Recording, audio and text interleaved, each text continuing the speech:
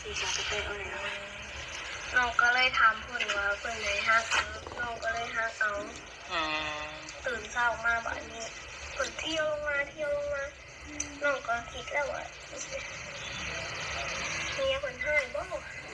โอ้เจ้าเลยบ่ติดหนีเฮาล้านปลายล้านเอส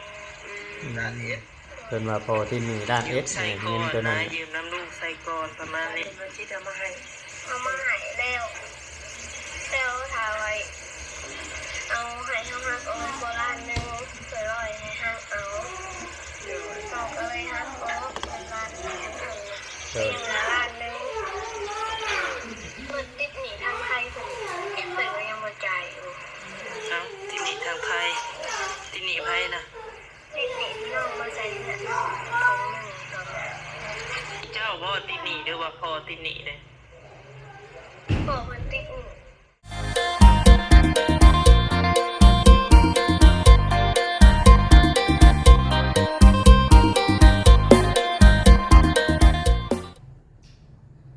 กับสบายดีน้องพ่อแม่พี่น้อง FC กันเบิดสุขุสุพนเนาะเพียงเนาะทางฝั่งไทยทางลาวหรือว่าอยู่ทางต่างประเทศพี่น้องเนาะที่เข้ามาเบิ่งมาชมคลิปช่อง YouTube ของเราเองใจกันโดดเพียงเนาะพบกันอีกคือเก่าคือเดิมพี่น้องเนาะอยู่ทางบ้านทางเพื่อนมาเบิ่งมาชมนํกันพี่น้องเนาะพอดีทาง FC เพิ่นได้ส่งคลิปเนาะน้องตุ๊กมาให้เบิ่งพี่น้องเนาะเพิ่นให้เป็นคลิปแลกเปลี่ยนความคิดความเห็นกันพี่น้องเนาะมื้อนี้มีคนเข้าไปหาน้องตุ๊กเพิ่นว่าเพิ่นส่งคลิปมาเบิ่งอยู่เพิ่นว่าเนาะเราเว้าการจาของเราเพิ่นว่าเนาะเลยบ่เวียงก็เลยสิเฮ็ดคลิปเนาะให้พ่อแม่พี่น้องเบิ่งเพราะว่าทางบ่เวียงเองบ่ได้เข้าไปเนาะมื้อนี้เนาะก็เลยสิเอาคลิปให้พ่อแม่พี่น้องเบิ่งนํกันเพราะว่าบางที FC เฮาเนาะพี่น้องFC เฮามันก็บ่ได้โอ้โหนะพี่น้องก็เฮาบ่ได้เข้าไปเบิ่งนํกันพี่น้องเนาะเบิ่งคลิปสาวนวลเนาะพี่น้องเนาะ3 ล้านเมื่อนั้นก็น้องก็ไปซื้อผักกระเตะไปแล้ว สีจะไปเอาแล้ว น้องก็เลยถามเพื่อนว่าเพื่อนไหนฮักน้องก็เลยฮักเอาตื่นเช้ามาแบบนี้เพื่อนเที่ยวลงมาน้องก็คิดแล้วว่าเมียคนให้บ่ โอ้เจ้าเลยบ่ ติดหนีเฮาล้านปลายล้านเอส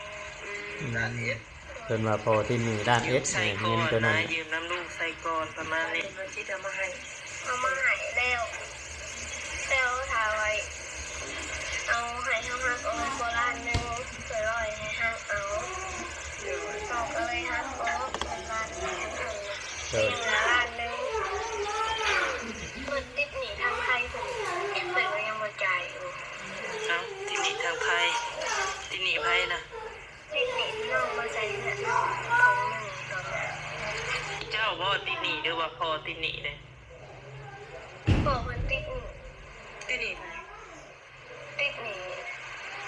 เปิดกระโทษมันปั่นเขาอยู่เพราะว่าเขากระโตตามตรงเงิน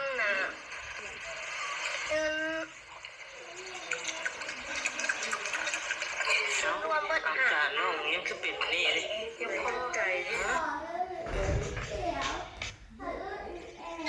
กินนม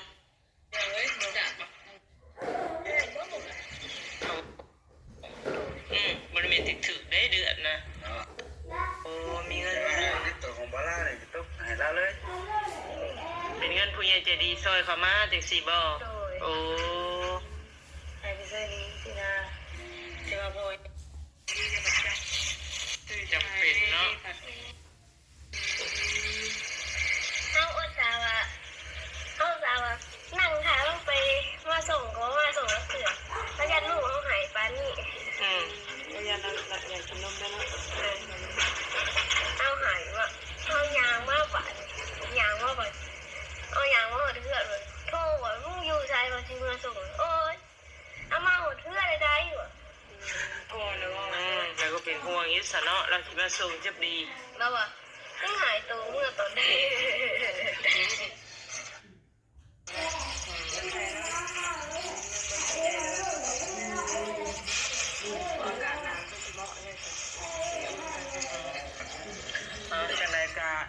อันนี้ก็เนาะพี่น้องขอเวียงก็สิขอเว้าในเรื่องเงินเว้าอีกเทื่อนึงพี่น้องเนาะว่าในเรื่องเงินนี่มันยังบ่จบบ่สิ้นตามที่ว่าเฮาเบิ่งคลิปเนาะก็บ่เวียงก็เบิ่งแล้วก็มาให้พ่อแม่พี่น้องเบิ่งหน่อยนึงนำนี่เรื่องเงินนี่มันเรื่องนี้เนาะว่ารับแรกครับพี่น้องเนาะเงินน่ะมือแรกน่ะน้องตุ๊กน่ะเฮาเอาลงมาเราบ่เอ่ยเลยในเรื่องว่าพอเป็นหนี้มันยังชุเพิ่นล้านองค์ล้านเอ็ดนะพี่น้องเพิ่นบ่เอ่ยเลยเนาะแล้วก็บ่ได้เอ่ยได้หยังเลยบัดนี้แหละเฮาถามว่าสิเก็บไว้หยังเงินอันนี้มันเป็นเงินของแม่มุดเนาะเงินของแม่เจ้าได้นะแต่ว่าเก็บไว้ให้พ่อเพิ่นว่าเนาะก็บ่ได้เว้าเกี่ยวกับเรื่องหนี้เรื่องหยังหรอกพี่น้องเอ้ยเก็บไว้ให้พ่อเพิ่นว่าเนาะบาดว่าเงินชุเพิ่นน่ะตัว3ล้านมันยังน่ะว่าใช้เบิดแล้วยังเหลือเงินอยู่ 600,000 ว่ายังเหลือเงินอยู่ 600,000 บัดพอที่นี่บัดเฮาว่าบัดเจ้าเป็นหนี้แม่มุดเด้600,000ให้เรายืมเงินให้เราเบิกเงินก่อนตอนอยู่เตาเนาะก็เว้าแบบนั่นแหละพี่น้องบัดมาเว้ากับมันคนอื่นอีกก็เป็นอีกแบบนึงเรื่องเงินเรื่องนี้น่ะบ่แม่นเว้าแต่กับเขาสาวนวลเขาสาวแก้วสาวยังมื้อนี้ดอกแต่ว่าเรื่องเงินตัวนี้น่ะบ่เอาดีเข้าไปหลังจากที่ว่าเพิ่นเอาเงินมาคืนชุมเขาบ่เวียงถามเอาเงินแล้วก็ไล่เงินคืนมามื้อนั้นแล้วก็ในเรื่องเงินนี้แล้วก็ได้เว้ากันแบบตกแตกแล้วเนาะเพียงเนาะก็บ่ได้เป็นหนี้เป็นสินมาหยังแล้วบัดอันเราเว้าไปเรื่อ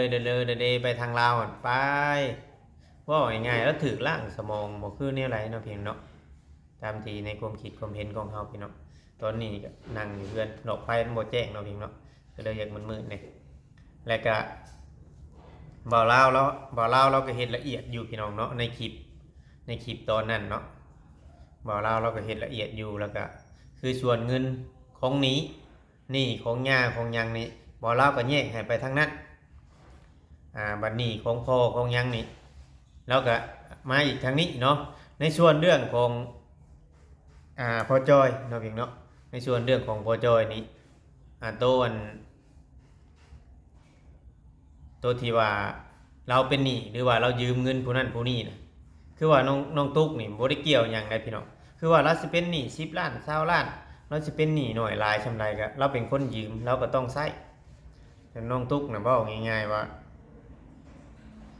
ตอนนี้นะเราบ่เคารพพ่อเราเนาะเพียงเนาะเราบ่ได้เคารพพ่อเราเลยพ่อแม่จำที่เฮาสังเกตเบิ่งนะ1มากะเราอาจจะดื่มเนี่ยตอนที่ทางทีมงานหรือว่าทางพ่อแม่เอาชีวิตหรือว่าเสี่ยงชีวิตปั้นชีวิตขึ้นให้ใหม่ตอนที่ว่าบ่มีเลือดมียางนะผู้รักผู้ใหญ่เพิ่นยื่นมือเข้ามาช่วยเนาะเพียงเนาะคือว่าทางผู้ใหญ่ใจดีหรือว่าทางแม่ใจดีอยู่ทางต่างประเทศเพิ่นยื่นมือเข้ามาช่วยหรือว่าเงินใส่เลือดนี้เนาะเพียงเนาะอันนี้บ่เวียงก็สิขอเว้านำแบบว่าเงินทางผู้ใหญ่ใจดีทางบ่เวียงใส่เลือดให้อยู่2ถุงเนาะเพียงเนาะอันนี้เงินทางบ่แสนไปมอบมือก่อนหั่นแล้วก็ไปเข้าเลือดแล้วก็ไปตื่มไปตื่มแล้วเงินมันไปจ่ายค่ายาเงินมันบ่พอทั้งพ่อน้องตุ๊กนี่เราโทรไปยืมเงินมาอีกมาเพิ่มนะให้เข้าไปเลือดให้เข้าเลือดทงเงินทงเละพี่น้องแต่ทางบ่าวลาวก็เคลียร์มันยังเรียบร้อยแล้วบัดพอที่นี่เนาะพี่น้องพอที่นี่บัดเหลือจากเงินเข้าเลือดแล้วก็มันยังมีเงินอันเพิ่นไว้ให้ซื้อกินเนาะพี่น้องบ่เวียงเก่าให้น้องเงินไว้ให้ซื้อกินบ่เวียงเก่าให้แล้วก็ตัวซื้อกินก็ตั้งหากแล้วก็โต๊ะไว้เก็บเนี่ยก็ตั้งหากบ่เวียงให้พอจอยเนาะบัดพอที่นี่บัดทางซุปเปอร์เห็นเงินบอกคือแนวใดพี่น้องทางซุปเปอร์เห็นเงินบอกคือแนวใดแล้วก็จังทวงเงินทวงยังเห็นผู้นี้ได้หลายเห็นผู้นี้ได้น้อยบอกคือแนวใดเนาะเฮาก็บ่ฮู้นำตัวนี้กันอันนี้เฮาเว้าง่ายๆว่าน้องตุ๊กน่ะเราบ่ได้ฮู้เรื่องหยังนำดอกในเรื่องเงินเรื่องหยังแต่ว่าเราบ่ตอบความจริงเราบ่ตอบว่าฮู้ ซ้ำในซ้ำใดหั่นน่ะพี่น้องแล้วโลดเว้าไปเรื่อยๆหั่นน่ะถ้าเราตอบความจริงแบบว่าอ่าเท่านั้นเท่านี้ในเรื่องเงินเพิ่นจ่ายนั่นจ่ายนี่หรือว่าเพิ่นจ่ายคือจ่ายยาเฮาบ่ฮู้นํแบบนี้น่ะพี่น้องมันก็สิบ่ได้อันนั้นมันก็สิบ่ได้เป็นผลลมแบบนี้เนาะเพียงเนาะ FC หลายคนเพิ่นก็ผิดหวังพี่น้องเพิ่นก็ผิดหวังในน้องตุ๊กเนาะเพียงเนาะผิดหวังในน้องตุ๊กแล้วก็คือว่าเรื่องเราเว้าไปทุกที่เนาะเรื่องเราเว้าไปทุกที่บัดนี้ชี้แหละอันบางเทื่อบางทีเขาบ่จอยเขาบ่อยากลงไปเบิ่งน่ะลูกก็พอซำนี้นะพี่น้องเนาะมันก็เลยนะในส่วนเรื่องสิออกจากบ้านจากเฮือนมายังนี่คือทางเงินหมดนี่เราก็บ่ได้นั่นดอกขอแค่ว่าเขาเจ้ามีงานนะพี่น้องเขาเจ้ามีงานเนี่ยมีงานเฮ็ดงานหยังน่ะจังไดก็นั่นเดี๋ยวเวียงสิลองโทรเบิ่งเราไปเพราะว่ามื้อเช้านี่หลังจากที่เพิ่นไปเบิ่งเวียกแล้วบ่เวียงก็บ่ได้โทรเลยพี่น้องเนาะหลังจากเพิ่นอันนั้นน่ะบ่เวียงก็บ่ได้โทรเลยเพราะว่าเฮาก็นั่น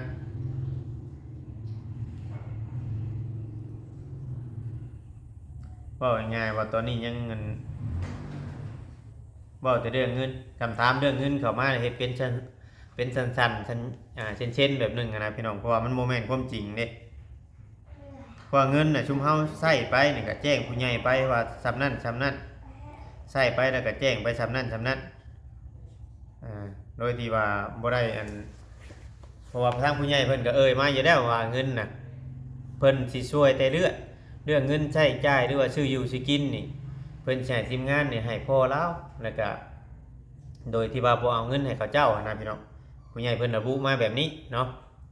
เฮาก็ให้ยืนให้ทางพ่อทางหยังเราซื้ออยู่ซื้อกินซื้อกับข้าวกับน้ำเป็นน้ำอยู่ห้องหมอชุมเฮาก็ซื้อให้เบิดพี่น้องเป็นน้ำดื่มน้ำหยังมาหยังบ่ได้ให้นั่นเนาะเบิ่งโตเบิ่งพอจอยก่อนเราไปเบิ่งงานมื้อนี้ได้งานบ่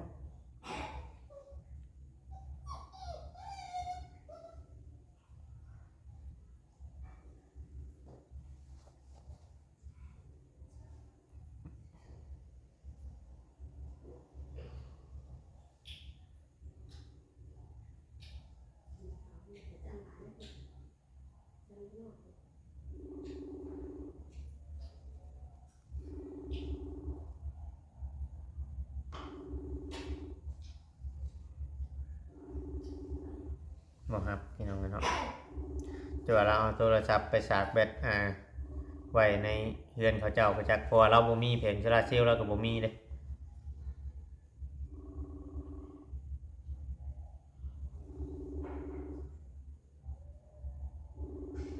นี่ว่าขึ้นอ้อยประจักษ์เนาะพี่น้องขึ้นคือสิเด้อแค่ปาน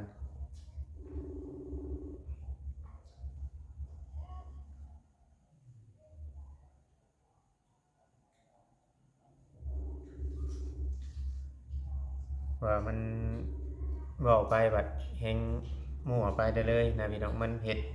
จากเรื่องน้อยเฮ็ดเป็นเรื่องใหญ่เนาะคนเดียวเว้าไปได้เลยแต่มันเลยเฮ็ดให้เกิดเรื่องใหญ่ขึ้น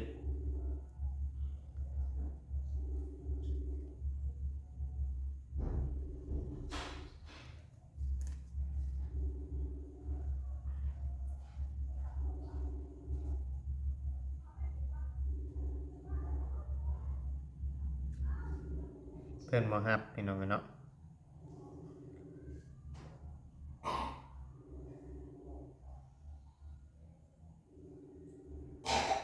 บ่รับสมอย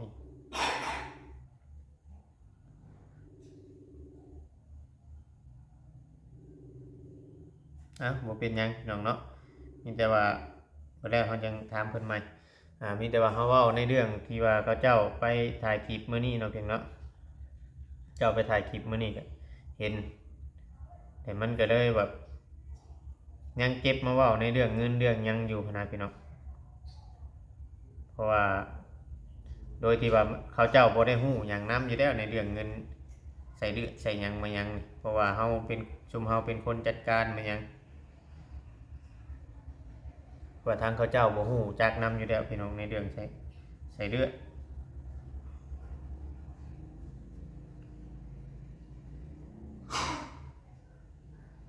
เนาะมีแต่ว่าถ่ายให้พ่อแม่พี่น้องเบิ่งในคลิปนี้ก็อธิบายให้พ่อแม่พี่น้องฟังเนาะพี่เนาะว่าเงินในส่วนนั้นต้นออกมาจากโรงหมอหรือว่านู่นนั่นนี่เฮาก็ถามแล้วทางปู่ทางย่าเพิ่นเฮาก็ถามแล้วว่ามันบ่ได้มีหนี้มีสินหรือว่าบ่ได้เกี่ยวกับไผแต่สมมุติว่าทางเจ้าหนี้โทรมาทางพุ่นถ้าว่าเจ้าหนี้ได้เบิ่งเนาะเจ้าหนี้พอจอยหรือว่าโทรมาว่าเรายังบ่ได้จ่ายเงินก็คือว่าทางพอจอยพี่เป็นคนรับผิดชอบมันบ่เกี่ยวกับน้องตุ๊กเลยเนาะมันบ่เกี่ยวกับน้องตุ๊กเลยมีแต่ว่าเดี๋ยวเฮาจังสิได้เข้าไปถามถ้าเฮาถามเราเบิดได้หลายพี่น้องหนี้นะใส่เบิดแล้วหรือว่าตัวหนี้เรายืมมาหนี้ตัวไทยตัวยังนี่แล้วเฮาจังสิถามเติมอีกเพราะว่าเราว่าเบิดแล้วเนาะก็คือว่าบ่อยากให้นั่นพี่น้องเนาะบ่อยากให้FC คิดในเรื่องตัวนี้เนาะอย่างเนาะมีแต่ว่าเราบ่เข้าข้างพอตัวเองน้องตุกเนาะเรามีแต่อยากได้เงินนั่นแหละพี่น้องเนาะอยากได้เงินหลักๆแล้วเฮาก็บ่จักความสิว่านำในเรื่องนี้เนาะพี่น้องเนาะมีแต่ว่าเดี๋ยวมื้อเฮาเข้าไปนะเฮาก็สิถามมึงพอจอยใหม่แต่ว่าถ้าถามมึงกับเรื่องของน้องตุ๊กนี่เราจะบ่ค่อยเว้าหลายๆบัดนี้พี่น้อง เพราะเฮาก็ได้แจ้งกันในคลิปน่ะเฮาแจ้งกันได้ว่าอย่าบ่อยากเว้าในเรื่องนี้เรื่องเงินเรื่องหยังนี่แหละเพราะว่ามันเคลียร์กันจบแล้วตั้งแต่นั้นว่าเราก็เข้าไปเคลียร์จบให้ตั้งแต่กี้สมมุติว่ายังบ่ได้เงินโตของบ่ลาวฝากไปผู้ใหญ่เพิ่นฝากมาให้ไปใช้นี่คือแฮงสิเป็นเรื่องอีกอันนี้นะแฮงสิยุ่งเนาะเพราะว่ามันนี่ทางนี้เพราะว่าทางญาทางยังนี่เอามานี่ก็เราไล่เบิดเด้ เราไล่นี่ได้สินเบิดทุกอย่างก็ขึ้นอยู่กับตัวน้องตุ๊กเองนะพี่น้องเนาะขนาดว่าทางบอสเข้าไปมื้อนั้นก็บอกบ่โอเข้าไปมื้อนั้นก็บอกว่าแนวนั้นแนวนี้อธิบายให้ฟังบัดอยู่กับเฮานี่เราเว้าอีกแบบนึงอยู่แต่ไปอยู่สมมุติว่ามีคนอื่นเนาะไปถามเนี่ยพวกว่าง่ายว่าชุมบอนฮู้จักในเรื่องราวในการนั้นตอนที่อยู่ห้องหมอแล้วก็เรื่องเงินเรื่องหยังนี่บัดคนอื่นไปถามน้องตุ๊กอาจจะคิดว่าเขาเจ้าสิบ่ฮู้เรื่องหยังนำแบบนี้นะพี่น้องก็เลยอาจจะเว้าไปเนาะมีแต่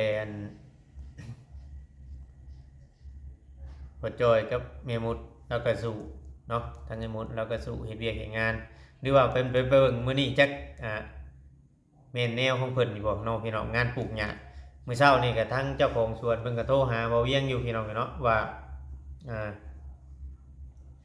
เป็นจังไดเด้มาเพิ่นบ่จักทางเข้ามื้อเช้านี่บ่เวียงบอกให้เพิ่นอยู่ท่าแถวอันนั้นน่ะให้ทางเจ้าของสวนเพิ่นออกมารับเอาเนาะก็โทรติดต่องานให้เพิ่นนั่นแหละพี่น้องเอ้ยก็บอกทางเจ้าของสวนเพิ่นออกมารับเอาเขาเจ้านี่แหละพี่น้องเนาะความตอนได้ความคิดของเราน่ะถ้าว่าลูกบ่เว้ามายังให้เรานั่นเราก็สิอยู่ไปแถวๆนั้นในความคิดก็ตอนนั้นก็สิปลูกกระต๊อบอยู่ในที่ดินของน้องตุ๊กหันผู้รักผู้ใหญ่เพิ่นก็ว่าบ่ได้ว่าหยังเนาะแต่ว่าเจ้าน้ำเจ้าในอยู่หันทางผู้รักผู้ใหญ่เพิ่นก็บ่ได้ว่าหยังบัดนี้ถ้ามันเรื่องมันเกิดแบบนี้เนี่ยทางหมอเวียงเองว่าญาติบ่อยากมีนะกูจะช่วยเนาะในการเจาะน้ำนี่บางเทื่อบางทีได้เฮาก็ยังบ่ฮู้นำตัวนี้จ้ะถ้าว่าเขาแม่มุดนี่เขาสิบ่อยู่ประจำในความคิดของหมอเวียงเขาสิบ่อยู่ประจำเพราะว่าเขาไปหาเฮ็ดงานได้ไปเลยพากันไปเลยตลอดไปเลยไปให้เวียกเห็นงานไปกับผัวนะ ถ้าให้เขาอยู่ประจำนี่เขาสิบ่อยู่ถ้าอ้อยเบิดเนาะในช่วงอ้อยเบิดนี่เขาเจ้าอาจจะไปหาเห็ดทั้งอื่นหรือว่าลงไปสวนทานสมมติว่าเขาบ่ได้ไปบ่องปลูกหญ้านี่เป็นหญ้างัวพันธุ์บ่คือแนวไรคือว่าหญ้าชองสวนนะได้ยินนะว่าไปดูแลทางเจ้าของสวนมันโทรมาหาว่าเวียงนะมาดูแลสวนปลูกหญ้าชองสวนเราหูข่าวปุ๊บเราก็ไปเบิ่งเราเล่นงานเราบ่ได้อยู่เฉยเราก็ไปเบิ่งรถแบบว่าอันนี้ก็คือว่าเป็นการพิสูจน์เบิ่งเล่าเนาะพี่น้องเป็นการพิสูจน์เบิ่งเล่าว่าเราสิอยู่กับพ่อจอยนี่ได้โดนบ่เนาะพี่น้องให้ FC ติดตามไป FC หลายคนก็ย่านเราถิ่มนะ FC นี่หลายคนนี่ย่านเราถิ่มทั้งเงินพ่อจอยและบางเทื่อนะยันเราอยู่น้ำกันบ่โดนว่าเนาะเบิ่งลักษณะเราแบบเป็นคนไหวพริบเป็นคนที่ว่าทันคนว่าง่ายๆใช่แต่ว่าเฮากับเรื่องนี้เฮากับยังพันธงบ่ได้เนาะในเรื่องของอนาคตพี่น้องเนาะตามที่ว่า FC เพิ่นส่งคลิปออกมาให้เบิ่งอะไรพี่น้องทางบ่เวียงก็เลยมาอธิบายนำเด็กๆน้อยๆถ้าว่ามันบ่ถูกบ่ควรก็ต้องกราบขอโทษขออภัยหลายๆคลิปนี้ก็สิได้จบลงไว้ก่อนเนาะเพียงเนาะถ้าว่ามีคลิปคืบหน้าหรือว่าเพิ่มเติมยังอีกเฮาจังสิมาอัปเดตให้พ่อแม่พี่น้องเบิ่งเนาะเพียงเนาะมาอัปเดตเบิ่งว่าคือว่าหั่นน่ะถ้าเข้าไปหั่นทางทีมงานก็อยากห่วยๆแล้วเนาะเข้าไปหาน้องตุ๊กน่ะมันวุ่นวายพี่น้องเอ้ยมีแต่ว่าเฮามีเวลาเฮาก็ถ่ายทางพ่อจอยหรือว่าหมดให้ FC เบิ่งถ้าผู้เพิ่นมักเพิ่นก็เบิ่งเนาะผู้เพิ่นบ่มักก็เดือนผ่านพี่น้องเอ้ยเนาะเฮาก็บ่ได้ว่าในไรแต่ว่าทั้งใจเฮาก็อยากให้เพิ่นเบิ่งนั่นแหละแลกเปลี่ยนความคิดความเห็นกันเนาะพี่เนาะสำหรับคลิปนี้ก็บ่มีหยังหลายผิดพลาดก็ต้องกราบขอโทษขออภัยหลายๆพี่น้องขอกล่าวคำว่าสบายดีเนาะ